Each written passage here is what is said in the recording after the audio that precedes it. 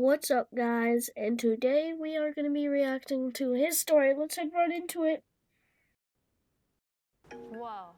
What's that? Oh, sorry, I just guys, built the about budget amount for that Phase 44. commercial. Guys, Nina just built. I opened my son's Okay. Instagram live and saw he was standing on the edge of a building. Welcome to Fact or Cap. What the hell? What was Justin doing? I could see the likes popping up on the corner of the screen. Guys, I had no idea, but today Mr. Foley told us that Red Bull gives you wings. Today we're gonna test if that's cap or not. No, please tell me this is a joke. But I could see he was on the roof of his school. I instantly swiped off the live and dialed his teacher. Hello? My son is on the roof of the school. I think he's about to jump, but she just laughed and said, "Sir, those doors are locked. There's no way he's up there." I swiped back onto the live. Now there were more of his classmates up there, and they all started yelling, "Chug, chug, chug." I swiped back to the phone call and yelled, "Oh my God, you have to hurry. He's about to jump." I was already jumping in my car, sweating through my clothes, but I heard her say, "Wait, no. The door is locked. I can't get up there." Locked? How did they lock it? I swiped back to the live and watched as his classmates were pushing things in front of the door to the roof, all standing in front of it so nobody could stop him. He was getting ready to jump again. I couldn't let my son die because of Mr. Foley's dumb lie, so I broke every traffic law just to get there. I was speeding with one hand, watching the live with the other. Okay guys, Mr. Foley better have been telling the truth. Kids were typing, "Do it," and "Fly Justin," and I was going 90 down that residential road. I screeched into the parking lot and saw him up there. I was almost out of time, and just as I burst through the school doors, I heard them yelling, "Justin, don't jump!" But they were already counting down. I ran up the stairs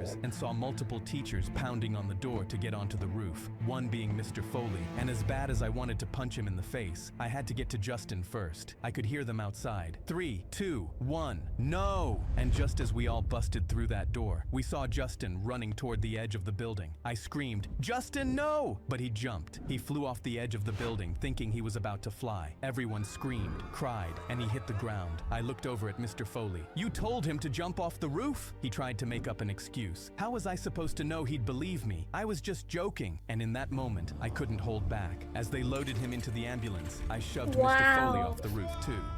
My little brother was constantly coming home from school with new cuts and bruises. But when I asked him about it, he told me he was playing football at school. His school was next to mine, so at lunch, I went over to see what was really going on. He wasn't anywhere near any of the kids playing football, but when I asked a kid where he was, he pointed to a corner. I walked over and saw him sitting, reading a book, and just as I was about to leave, I heard a familiar voice. I turned around and saw my ex-girlfriend and her best friend go up to him. They started making fun of him, throwing things at him, even grabbing his book out of his hands, ripping it in half. Then she even went as far as to kick him a few times. I immediately stormed over and told her to get out of there, but I could tell this wasn't the end. My mom wanted to tell the principal and get her expelled, but I had a better idea. The next day, I took him to the ice cream shop where she worked and told him to go get some. He's deathly allergic to gluten and dairy, so after he asked for it to be specially made, I knew she would try something. I stood in a corner where I could see her making it and managed to get a video on my phone of her mixing in milk and wafers to the bottom.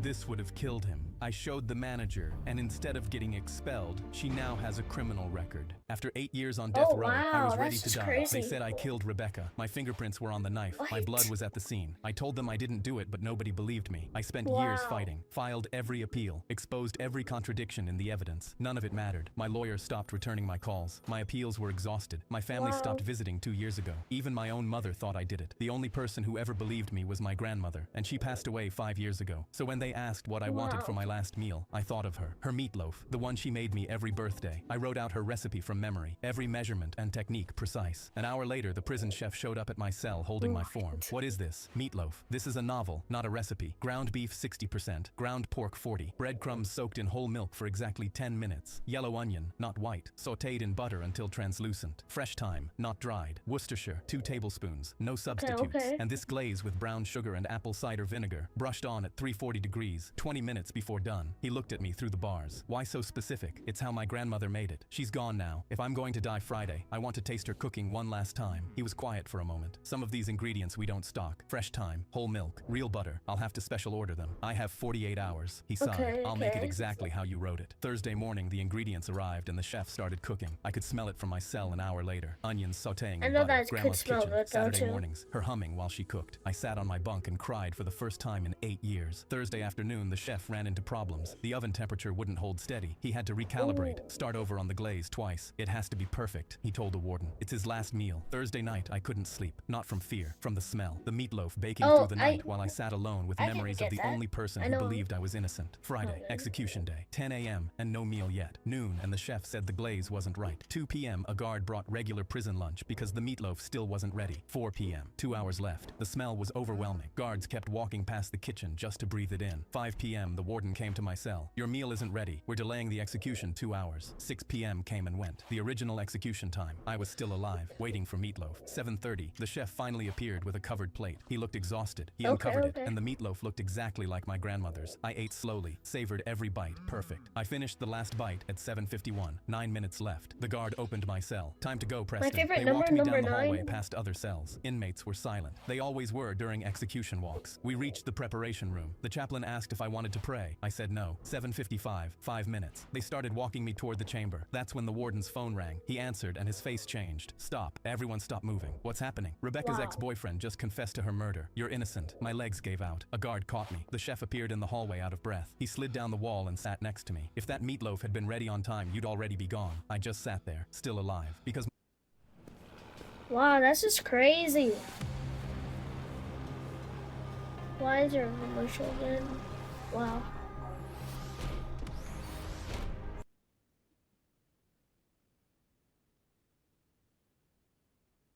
Okay, my grandmother's what's recipe was okay. too complicated to rush. She saved my life. She always did. My brother was promoted to head surgeon at Dad's retirement party. Then a patient's widow stood up. My brother Michael was everything our surgeon father wanted. Harvard medical degree, perfect surgical record, golf club membership. I went to state medical school and worked at a free clinic treating addicts and homeless patients. At Dad's retirement party from chief of surgery, Michael was getting his position while I sat at table 12 with the janitors. Dad stood at the podium praising Michael's flawless career to 200 guests, including the hospital board. Michael represents the best of medicine, he said. While I knew Michael took bribes from pharmaceutical companies and billed insurance for procedures he never performed, Michael took the microphone and made a toast about carrying on the tradition of excellence, not like some doctors who waste their talents in homeless shelters. Looking directly at me while everyone laughed, he walked past my table, stopped, and said loud enough for others to hear, "Maybe when you're done playing Mother Teresa with the junkies, I can find you a position cleaning bedpans." His wife laughed. Their perfect children applauded, and I sat there burning because everyone thought he was perfect when I knew he was a fraud. My Wow. own mother said, "At least one of my sons made something of himself," looking directly at me. Michael was getting his third standing ovation when I noticed a woman in black near the back, holding an iPad and staring at Michael with pure hatred. When Michael raised his champagne glass, I saw her mouth the word murderer. Michael was mid-sentence when the woman stood up. "My husband wasn't your first patient to die, was he, doctor?" The room went silent as she walked forward. "3 years ago, you operated on my husband Druck, Alan Martinez, the construction worker with the routine hernia repair who mysteriously died on your table." I felt my stomach drop. I knew Michael was corrupt, but I had no idea he was a killer. Michael's face drained of color. "I don't know what you're talking about, ma'am. You need to leave." She held up her iPad. "I have the security footage the hospital thought they deleted." She connected it to the presentation screen. Everyone watched Michael stumble into the OR at 2 in the morning, clearly intoxicated, pushing past a nurse who tried to stop him. "That's my husband on the table," she said as Michael scrubbed in while swaying. "The hospital paid me $2 million to stay quiet, but I kept everything. The toxicology report showing your blood alcohol was 0.18. The emails from hospital lawyers coaching me to lie. The falsified death certificate." Dad stood up, face purple with rage. "Tell me she's lying," you demanded. Wow. Michael couldn't look at him. "Dad, I can explain. You killed patients, That's you just operated drunk, crazy. and I promoted you." His voice broke. "I defended you to everyone, including your brother. There were 2 other families," the widow announced. "We've been planning this for months." 2 more families walked through the doors, one holding a photo of their dead daughter, another of their father. Catherine Walsh died during routine gallbladder surgery. Robert Franklin died during knee replacement. Both operated on by Dr. Michael while intoxicated. The board president Wow. stood. "Dr. Michael, your medical license is suspended immediately pending criminal investigation." Security escorted Michael out. His wife grabbed their children and fled. Dad stood there shaken, looking at me for the first time in years, really looking at me. I backed the wrong son. The CEO approached me. "We need someone with integrity to rebuild trust. Will you accept chief of surgery?" I looked at my father's empty chair, then at the room full of people who just watched the golden child fall, and said yes. We were sitting in class when my teacher yelled, "Did Okay, someone okay. eat these?" But we all started laughing. She was holding up the pack of And candy guys, on her I desk. forgot to Mitch say laughed. this. "Yeah, you had This a bunch is in the that fastest pack." And as growing soon as he channel said in that, one- our teacher instantly this is started the panicking. fastest growing No, channel. no, no. How many? How many Apparently, of see You ate there's them. At least 50,000 8 of us ate them. subscribers Well, we just wanted something each sweet. day. I thought you left them out for us, but they didn't actually taste Okay. that sweet, which is weird. Our teacher was panting, but sat down to call someone. We heard her whisper, "Oh my God, the kids in my class ate them. What do I do? Oh my God." We were all looking at each other now, starting to get worried. "Hey teacher, what were those candies?" But she didn't respond. She just ran out to grab Ms. Grant from across the hall. But when she took one look at the container on the desk, she literally gasped. "You gave them those!" Now my classmates were starting to get worried. Liza was trying to hold back her tears because she ate the most out of anyone. Our teacher was sobbing now. We were really scared now. Ms. Grant just Wow. said, "We need the nurse." But our teacher tried to stop her. "Wait, maybe they didn't eat enough to," but it was too late. Mitch yelled, "What were they? Were they bad?" But the bell rang. The day was over. But when we tried to leave, the nurse blocked us. "None of you are leaving." My classmates were starting to cry now because it must have been poisonous. Ambulances showed up and paramedics came inside and started asking everybody questions. Liza started having a panic attack, hyperventilating, her skin turning gray. The paramedics were rushing to treat her, but someone banged on the door. It was our parents. Liza's dad got there first, and when he saw his daughter, he lost it. "Hey, what the hell did you do to my girl?" But nobody let them inside the room. Our teacher was bawling her eyes out, and they were making so much noise our principal showed up. He pushed his way through shouting, "What Wow. did you do? Why are there ambulances here?" She whispered something to him. We couldn't hear what she said, but we saw his face. His eyes went wide. "You brought those to school?" The parents went absolutely ballistic. Liza's dad shoved past everyone and grabbed the principal by the shirt collar. "What did you give my daughter?" Other parents started joining in, screaming, getting in the principal's face. Finally, the principal just snapped. He threw his hands up and screamed, "Relax, okay? Just relax. What was it? Nothing's gonna happen. She just might get pregnant." Liza's dad just stared at him shocked. "Pregnant? Pregnant? What do you mean?" Then, as he was literally about to punch him in the face, but just as he swung, our teacher yelled, "Wait!" She told him to stop and stepped up. "I've been trying for a baby, but it isn't working. These pills are supposed to help me get knocked up. They all ate my fertility Wow. pills." Everyone was speechless. Mitch said, "Wait, so our teacher's trying to get freaky?" "The night I robbed my father was the night I stopped hating him. My dad kept a metal chest in the corner of our garage that nobody was allowed to touch. It sat there for years, Wow. covered in cobwebs, with faded red letters that said, 'Do not open.' When I was 8 Okay, and my that brother means Joel something was bad. 6, we got caught just standing near it, not touching it, just looking. Dad's face turned purple. He grabbed the thickest belt from the wall and locked us in the garage for 20 Wow. minutes. After that, we stayed far away from the chest, but I couldn't stop thinking about it. What was so important that he'd beat us just for looking? The garage was where Dad kept his tools hanging on the wall like a display. Leather belts arranged by thickness, extension cords wrapped Well, in he perfect just grabbed it coils, and do a it. wooden paddle he'd made himself, still stained with old brown spots. If we got anything below a B on our report cards, it meant an hour in the garage. If we talked back, the tools came out. And just to make sure we really learned our lesson, Oh, he'd wow. spray cleaning solution on the wounds so they'd burn and sizzle while we screamed. Mom would turn up the TV and pretend nothing was happening. One night, Joel spilled juice on Dad's work papers by accident. I watched Dad's eyes go dark as he stood up from the table. Garage. Now, that session was different. Dad used everything on the wall. He told Joel he was going to beat the ADHD out of him. Joel passed out twice, and Dad dumped cold water on him to wake him up so he could keep going. I stood outside the door listening to my little brother beg for mercy while Mom vacuumed the living room. My hands wouldn't stop shaking. I couldn't make myself move. Wow. Something inside me broke that night. I got a job at the grocery store and hid money.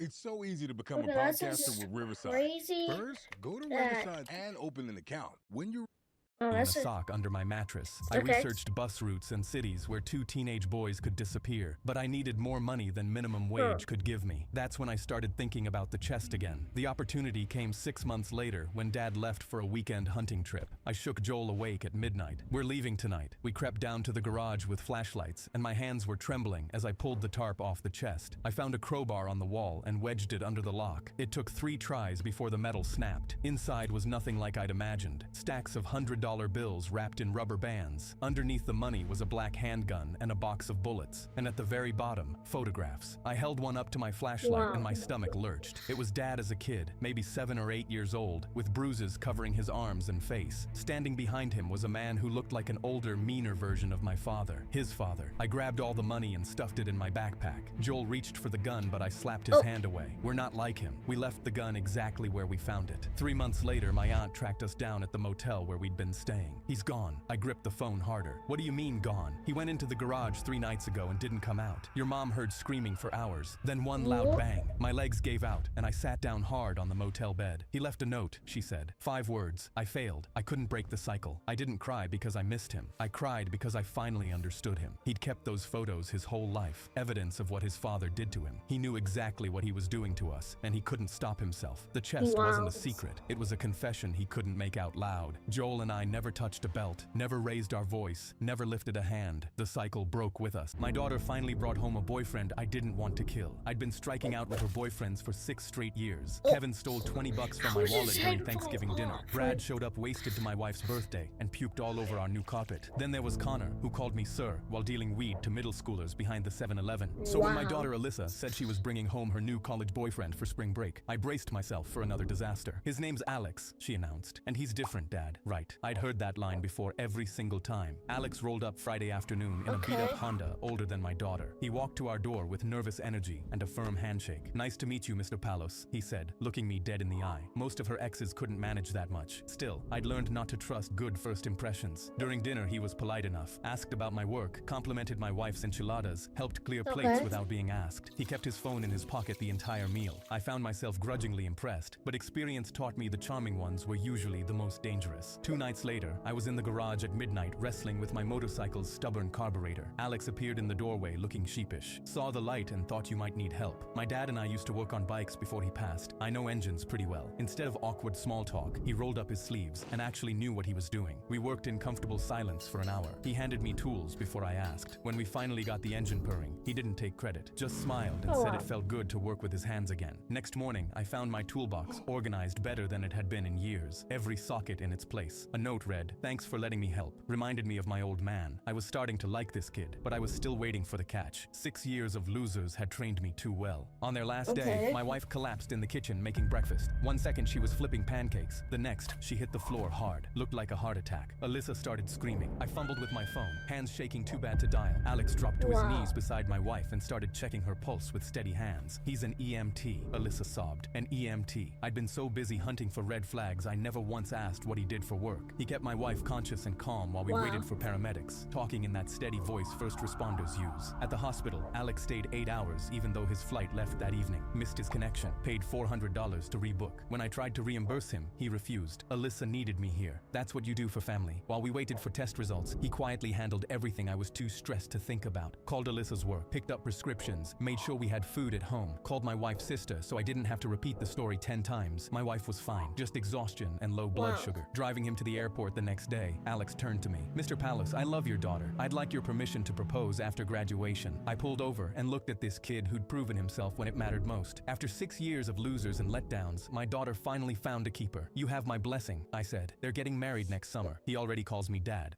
Everyone at our school knew Luis was a drug dealer. He didn't even try to hide it. The cops would pull him over for just existing, and whenever they caught kids with something, they'd instantly search him. But every time they did, they never caught him with anything. Police would show up and rip his locker open, pat him down, and he just laughed at them every time. One time, someone spread a rumor that it was in a locker nobody used, so they cut locks off every single locker. Still, they found nothing. They had literally no idea what to do. Every time they caught them with something, they'd say, "I bought this from Luis." He'd even tell them to. Our principal was furious until he figured it out. Over Christmas break, his son asked for shoes with a secret compartment in them, and it hit him. It immediately clicked. The first day back at school, he immediately called Luis into the office, and the second he walked in, the principal said, "Take off your shoes." Luis's eyes went wide, and our principal stood there. He knew he had them. Now, he had no choice, and took them off. Our principal was literally shaking with excitement, and the second he saw the shoes, his face lit up. He was right. Luis's shoes had hidden compartments in them. He knew he had him, but when he pushed them open, he was confused. They were completely empty,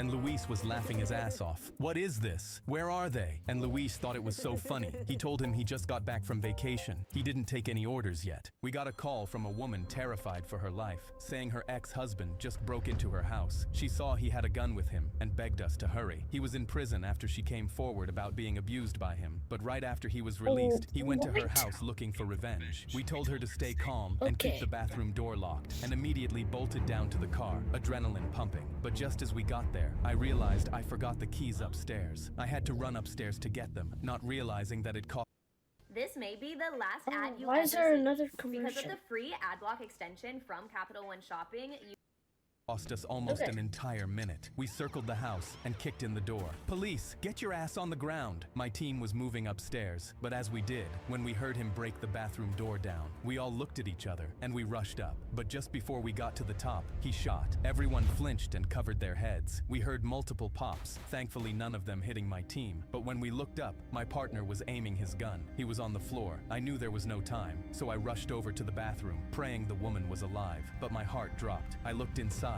and instantly recognized who it was. She was my daughter's Wait. best friend, but one of the bullets had hit her in the chest, and as they told me she didn't make it, I burst out crying. We were only a few seconds late. If I What? wasn't so careless, she'd still be alive.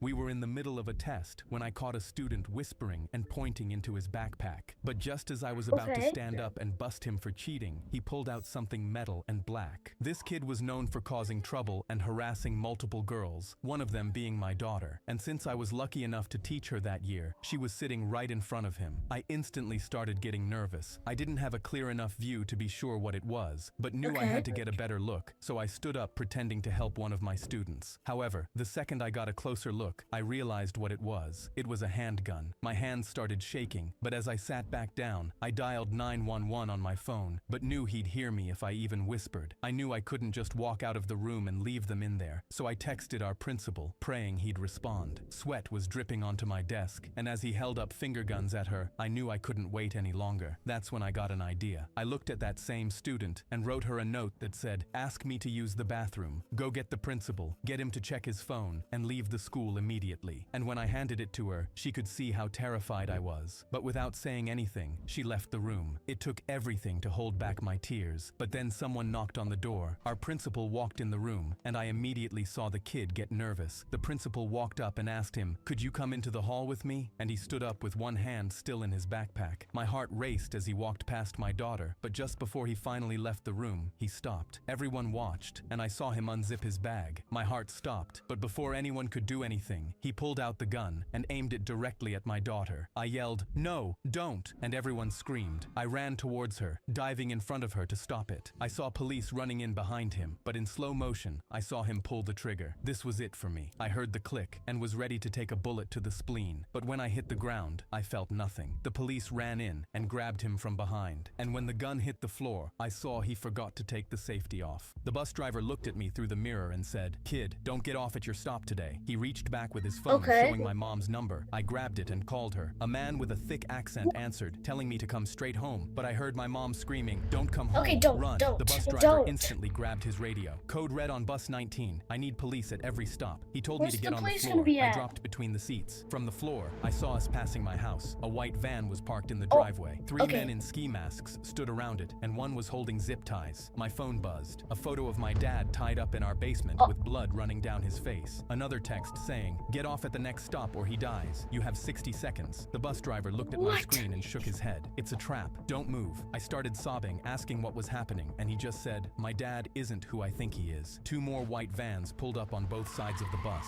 He reached under his dashboard and pulled out a satellite phone. "Target's been found. Family's taken. I need extraction now for the package." He glanced at me. "Yes, the package is secure." The white vans rammed us from both sides. Oh. Kids were screaming. He slammed the gas and plowed straight through. He told me my dad had been undercover investigating a trafficking ring for 5 years. Someone leaked his identity this morning. A van slammed into our back bumper and he yanked the wheel hard left. They're Russian mafia. A helicopter appeared overhead and a spotlight hit the bus. His jaw Wow. clenched. New plan. He handed me a backpack from under his seat. He pointed at a building with a red door and told me to run straight to it when he stopped driving. I asked about my parents and he said the photo was fake. My parents were in witness protection already. He slammed the brakes and hit a button. The emergency Wow. exit flew open. I ran fast with the backpack bouncing on my back. I heard gunshots, but I kept What? looking straight. The red door opened before I reached it. A woman in tactical gear pulled me inside. She handed me a phone. I heard my mom, "Baby, we're okay. We're all okay." I dropped to the floor and gasped from relief. 2 months later, I found out my dad had been undercover for 5 years. The bus driver was my shadow guardian, and 27 members of the trafficking ring were arrested. I showed my Yeah. 4-year-old daughter a magic That's what trick, you get. and her reaction changed how I saw her forever. I sat down with my wife and daughter at a table and placed a can candy in each of our hands. I closed my daughter's Okay. fist around her candy and told her to squeeze really hard. I told my wife the same. Then I blew on each of our fists, saying, "Now open." My wife still had one candy, but now my daughter had two, and I had none. You see, I had my candy Wait. palmed the whole time, and while closing my daughter's fist around her candy, I was able to slip mine in without her noticing. My daughter looked at the candy in my wife's hand and watched her eat it. Then she looked closely at the 2 candies in her hand and the 0 candies in mine. I made a sad face to really sell my What? disappointment, and that's when something amazing happened. My daughter took her second candy and placed it back in my hand. Daddy had a candy too. She reached over and started physically turning my frown into Wow. a smile. I won't let magic person steal your candy. In the middle of a test, the sprinklers started spraying. Everyone Wait, what? instantly screamed, "Ah!" But I realized it wasn't water spraying on us. Someone yelled, "What is this? What is on us?" We all tried to stand up and run, but everyone was slipping. The alarm blared, and the principal yelled on the speaker, "Everyone needs to get out of the building immediately. There is an active threat inside." But just before we could get out, our teacher stepped in the way. He said, "Wait, I think I just saw the threat out there," but the hall was empty. "There's nobody out there. Let us out." I tried to grab the handle, but he slapped my hand. "No, nobody's leaving." Everyone What? was coughing, and that's when Don't- I realized I liked the smell.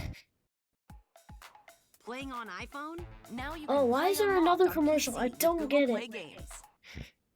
Oh Okay. my god, it was gasoline. Half the class rushed over to the windows, but we couldn't just jump out because we were on the 3rd floor. Stacy yelled, "Please, let us out. We have to make a run for it." But he just stood there. He just said, 30 more seconds. Everyone was confused. "What? We need to go. We'll die from the fumes." But he just smiled. 20. "What if a fire starts? We'll all burn." 10 seconds. A girl yelled, "Ah, it's in my eyes. I can't see." It was complete chaos until our teacher reached for the lock. He turned it. Wow. The door clicked open and someone walked in. "Thanks for letting me in, Dad." Stacy yelled, "Dad, you have a son?" They both turned around, locking eyes straight onto me. We all started backing up, and when I saw the guy's face, my heart sank. I recognized him. He pointed straight at me and said, You put me in jail for 5 years. Now it's finally time to get revenge." I couldn't believe my eyes. This was the same guy I had called the police on 5 years ago. He had tried to rob my grandma at gunpoint and had been waiting to get me back. We watched him pull something out of his pocket and hold it up, and we saw it was a Bic lighter. Everyone started panicking because one tiny flame, and we'd all immediately burn. I yelled, "No, please, you'll kill us all." He just smiled. He started flicking, and we all yelled, "Stop, please, we'll all die." He flicked over and over, and I knew I had to stop him before it worked. "Please, my grandma was all I had. I didn't mean to make you suffer." And when I said that, I saw our teacher look at me, but he looked upset. We were all crying, and I saw him really looking at his son like he didn't know who he was. Flick, flick. Then finally, it caught a flame. He held it up, but I saw our teacher pick up the fire extinguisher from the wall. I knew there was no way that tiny thing would save us from the fire, but his son said, "This is for what you did, for putting me in prison with those diddlers. Say goodbye." But right before he dropped the lighter, our teacher raised the fire extinguisher, and in one moment, he slammed it down on his son's head hard. His son instantly fell over, and our teacher stood there panting. He was crying. "I'm so sorry. I failed all of you. My son was a monster." The police ran in and grabbed him, and he looked at me one more time with tears in his eyes as they took him out. When they tried to put my brother with Down What? syndrome in prison, I burst out laughing. We couldn't afford to put my brother in a special program, so he was bullied constantly. He'd always just smile until he learned to middle finger people when they were mean, and when he made everyone laugh at them, they decided they needed to get revenge. He was walking with my mom, and a group of them decided to terrorize him. "What's up, Extra Downy?" They threw basically every chromosome joke at him they could, but when that didn't work, they moved on to my mom. She was pregnant, and they all threw things at her. "Trying again, huh? One monkey baby wasn't enough?" She was begging them, "Please stop, I'm pregnant." But they did not care one bit. She felt him clench her hand harder, and she was so scared, she started tearing up. The My next brother day, I stayed would bring a calm, belt, but the second he saw her spank her. starting to cry, he completely lost control. He immediately screamed, sprinting towards them full of rage. They were shocked, and he grabbed one of them, body slamming him onto the ground. The rest of them ran away, trying to get the attention of nearby police. He yelled, "You hurt mama," and he literally wouldn't stop swinging. The police had to grab them and What? cuff him. When the other kid's face was unrecognizable, they screamed to put him in jail. The judge took one look at him sitting there smiling and let him walk free. And as they screamed, he gave them his signature move. A student made a girl cry in my class, but it was so Wow. funny, I let him get away with it. As soon as she walked into my class that year, I immediately knew she was gonna be my problem student. She'd constantly watch TikTok in class and bully others. And when I took her phone, she lied to the principal that I Wow. assaulted her. We had a group project, and the entire class, she was bullying a shy kid, calling him a chopped loser, but she had no idea what was coming. I walked up to her and told her to stop. stop. But as soon as I did, she threatened to call her mom and tell her I touched her inappropriately. She said, "It's not my fault he's such a loser. Nobody likes him for a reason." All of the students around her started laughing at him, and I could see his eyes start watering. Wow. I knew it was enough. I snapped at her saying, "Hey, you need to shut your mouth. I wouldn't be surprised if he's your boss one day." She stood up, ready to call her mom and get me fired. When the shy kid finally spoke, he cut in between us and said, "No thanks. I don't want to be a pimp when I grow up." My son went to blow out his birthday candles, but his aunt leaned in last second and blew them out for him. She'd been doing this for the last 4 years, never once caring it made my son cry. Not only that, but she'd also come wearing designer dresses and professional makeup to make the day about herself. She said she was too poor to celebrate birthdays as a child, so this was her way of taking back her childhood. So when my son's Gee, that's 10th not birthday right. came around, I had an idea. I brought out the largest cake I'd ever bought. It had 3 layers, weighed 8 pounds, and had the candles already lit and placed. I glanced over at her face and saw what she was planning. We sang happy birthday, and my son went to blow the candles out. That's when she leaned in like always and blew hard. But what she didn't know was that I'd hidden springs inside the cake. Springs that were held down by temperature-sensitive latches that only stayed closed when in contact with heat. So as long as the candles were lit, the cake stayed together. But when she blew them out, the heat went away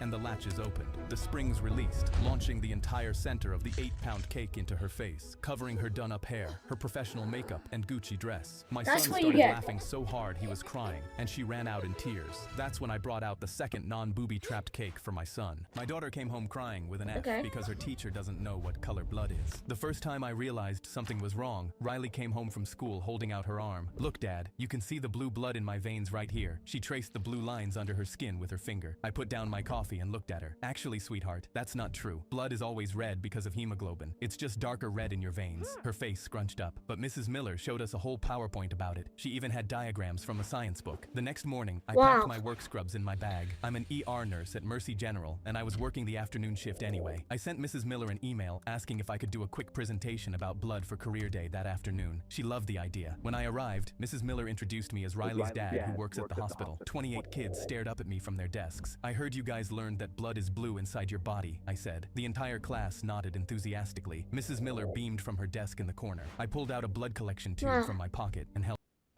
Whoa.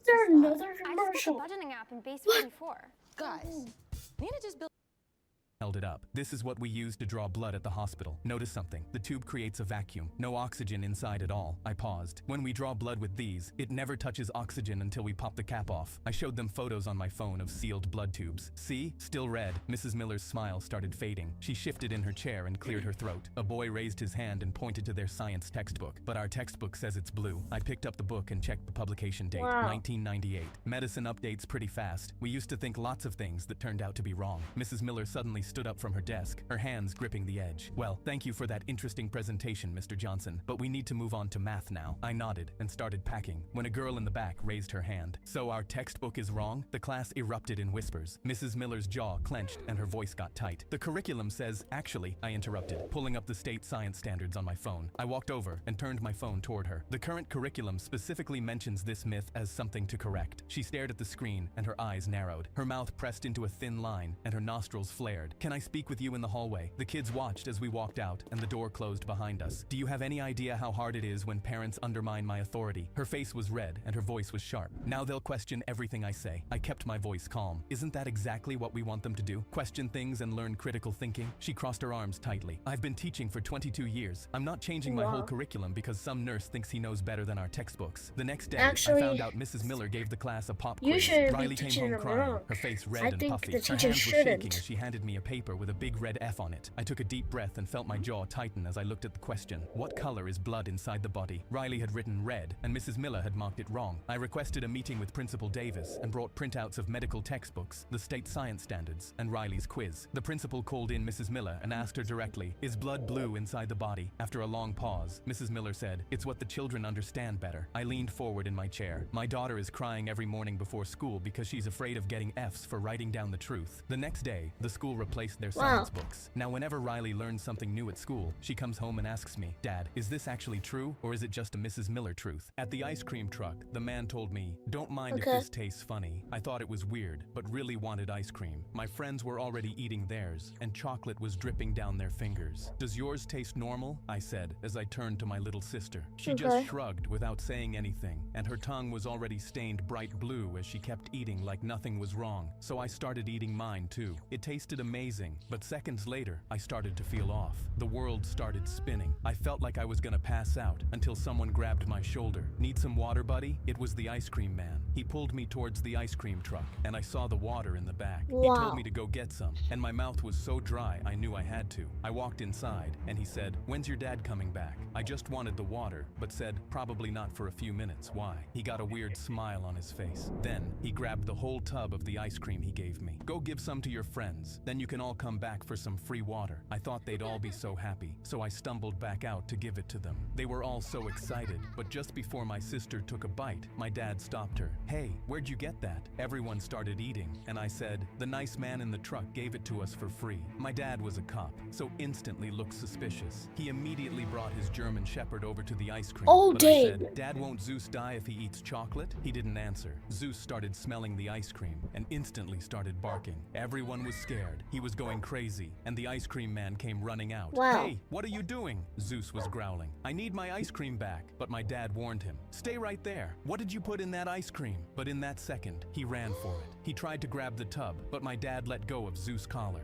Dad instantly grabbed all us kids and covered our eyes, but I could hear Zeus ripping him to shreds. They took the ice cream man to jail, and since I found out what he was planning to do to us, I can never What? eat ice cream again. My teacher shouted out, Alex isn't your real name. Tell us what it is. But she doesn't understand. I'm in witness protection. It says here you go by Alex. She looked up at me. But your legal name is different. I felt ice flood my veins. The marshals had set everything up. New city, new school, new name, new life. They told me the school had been briefed. They told me my records were flagged. They told me I was safe. I asked her Wow. to please just Okay. call me Alex. She shook her head. I So use he's legal not names really in my safe. classroom. None of this nickname nonsense. If your parents wanted you to be called Alex, they would have named you Alex. My parents were dead, killed by the people I testified against, shot in our driveway while I hid in the closet and listened. That's why I was here. That's why I was Alex. That's why I could never be who I used to be ever again. I tried again. It's really Wow. important. I can't Just explain try to why, be but I need you yourself. to trust me. She didn't even look up from her roster. I've been teaching for 22 years. I've heard every excuse. I go by my middle name. My parents call me something different. I'm finding myself. She made air quotes. School is preparation for the real world. In the real world, you use your legal name. A boy in the back row muttered something about it being the first day. Ms. Halverson ignored him. She ran her finger down the attendance sheet until she found my Okay. entry. Your real name is... I stood up so fast my chair scraped against the floor. Please, don't. She looked at me like I was being dramatic, like I was another teenager trying to make things difficult. She had no idea. She couldn't have any What? idea. But she Why also was her didn't care face enough like to that? wonder why I looked like I was about to throw up. She read it anyway. My full legal name, Benedict Rowe Calder. First, middle, last. I know it's a dumb name, but it's the one connected to a federal case that made national news. The one that got my family killed. The one I was never supposed to hear again as long as I lived. 30 students now knew exactly who I was. The room went Okay. silent. A few kids were already reaching for their phones. Any one of them could Google me. Any one of them could post it. Any one of them could tell someone who would tell someone who would tell the people still looking for me. 3 years of hiding, gone in 4 But seconds. guys, Ms. Halverson smiled like she'd won peace, something. and I See, hope that you wasn't guys so have a good hard. day. Now, See moving ya. on, the classroom door flew open.